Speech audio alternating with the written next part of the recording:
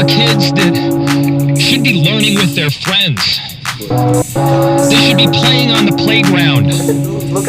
They should be able to go to school or church in peace without the fear or risk of violence, and their parents should have the same kind of assurance. Let's take us back to 99 and Columbine, the mothers are crying. Chilling killings that were committed by children with knives. The students were down and I wasn't alive at the time, but it hurts every time I think of those bullets flying through the air, but no one was there to stop the madness. Once the police arrived, it already happened. After the massacre, everyone blamed Maryland the games, like that's what drove them insane. But where were the parents? That they were there. What if they weren't bullied and they were treated fair?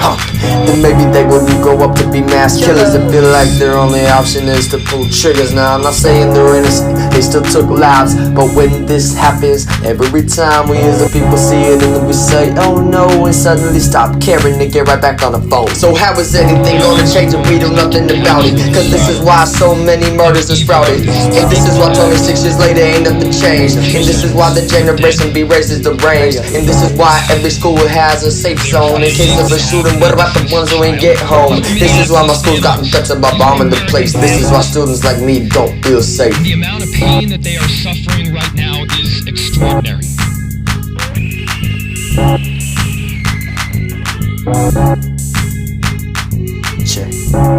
Today I turned on the news and saw a headline on a Minneapolis, a Catholic school. Turns out there was a shooter, Robin Westman, had 3 guns, blasted 2 kids. They were only 8 and 10. I wonder how their moms thought their lives came and went. They ain't even make it to their teens. They ain't even get to accomplish their dreams. She could have been a doctor, she could have saved lives, but hers was taken. Families weeping and crying, so many hate crimes. And what about Robin? Oh, he left signs, he had a couple of drawings. They had the kids, the school, the guards was present. Man, America, are we gonna learn our lesson?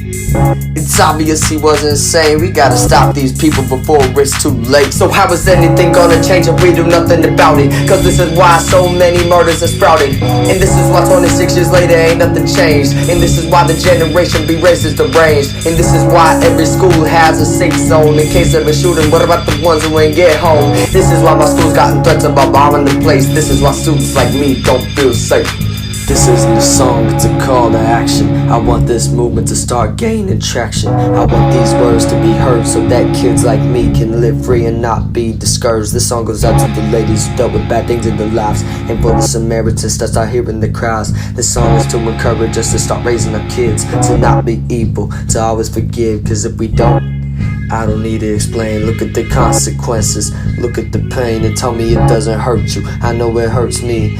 This is exactly why I'm making verse 3. It's not inevitable, it's quite vice versa. Influence our kids to read the Bible and go to church. Teach them at a young age, cause it's apparent that some of us are failing our jobs at being parents. And I know I'm young, but you should listen to the words of the song so we can stop on the madness and all know the wrong.